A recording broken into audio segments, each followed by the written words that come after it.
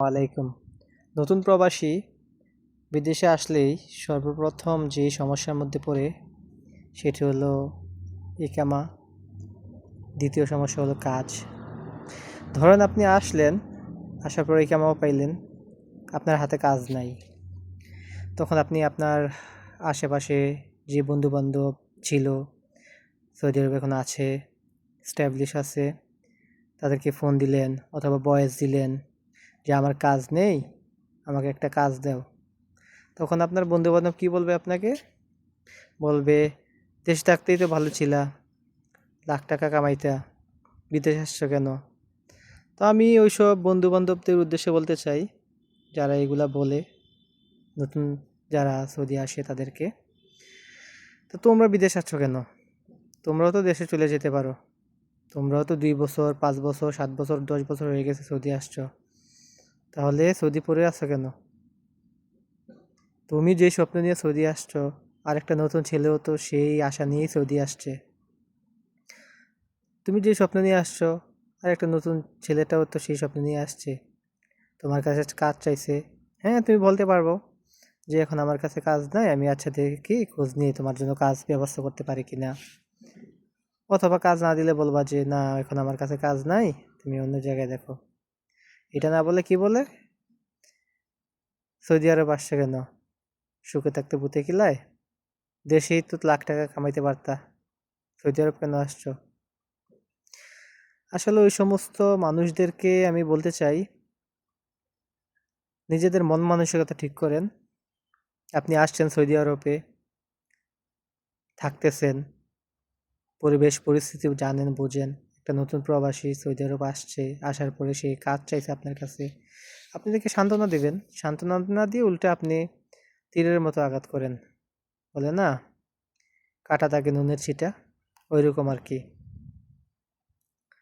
নতুন প্রবাসীদেরকে আমি বলবো যে আপনারা ফ্রি ভিসায় আসবেন না। যদি আপনার ভালো কোম্পানি বিষয় হয়, কোম্পানি বিষয়ে আসবেন। কারণ ফ্রি বিষয়ে আসলে কি হয়, আপনার দালাল আপনাকে আনবে, আনার পরে আরেকটা দালাল ধরবে কাজের জন্য, আপনাকে একটা কাজে দিবে। মানে আপনার কি, মানে আপনাকে একটা কাজে দিতে পারলেই তার মুক্তি, দায় মুক্তি হয়ে যাবে। সে আপনার কাজ ভালো হোক অথবা খারাপ হোক, তার দেখার বিষয় না। সে আপনাকে কাজ দিয়ে দেবে, তার দায় মুক্তি। দেখা যাচ্ছে বেশিরভাগ ম্যাক্সিমামই ফ্রি ভিসায় যারা আসে, ফ্রি ভিসায় আসার পরে কাজ, এমন জায়গায় কাজ দেয়, আম, দেখেন ধরেন আপনাকে একটা মাতামে কাজ দিল, ওই দালালদের সাথে কন্ট্যাক্ট থাকে। ওইসব কি, বেশিরভাগ মাতাম বলেন, রেস্টুরেন্ট বলেন, বা সুপার মার্কেট বলেন, দালালদের সাথে কন্ট্যাক্ট থাকে। তো দালালরা কি করে, ওইসব পেয়ে কাজ দেয় ফ্রি ভিসায় যারা আসে তাদেরকে। ওই 1 মাস 2 মাস বেতন পায় না, বেতন দেয় না, সেই ক্ষেত্রে কাজ ছেড়ে দেয়। আবার দালালরা কি করে, ওই পোস্ট আবার খালি হয়, আবার আরেকজন ঢুকায়।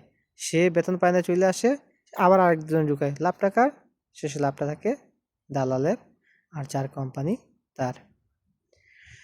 ফ্রি ভিসা আসার পরে ম্যাক্সিমাম মানুষই বেকার থাকে। আর যদি কাজ পায়ও, দালালদের খপ্পরে পড়ে কাজ করে, কিন্তু মাস শেষ হয়ে যায়, বেতন পায় না, বেতন না নামে কোনো নাম নেই।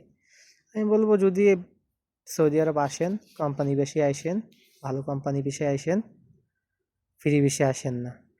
কারণ একমাত্র আপন লোক ছাড়া, নিজের লোক ছাড়া ফ্রি বেশি আসলে দুঃখ ছাড়া আর কিছুই থাকবে না। বললাম না প্রথমেই যে আপনি, আপনার কাজ নাই, আপনি আপনার বন্ধু বান্ধবের থেকে কাজ চাইছেন, কাজ করছেন, আমার তো কাজ নাই, আমি তো 1 মাস হয়ে গেছে, 1.5 মাস হয়ে গেছে, 15 দিন হয়ে গেছে, 2 মাস হয়ে গেছে, বসে আছি, আমার তো কাজ নাই, আমাকে একটা কাজ দাও। তখন সে কি বলবে? ওই যে একই কথা, বিদেশ আসছো কেন?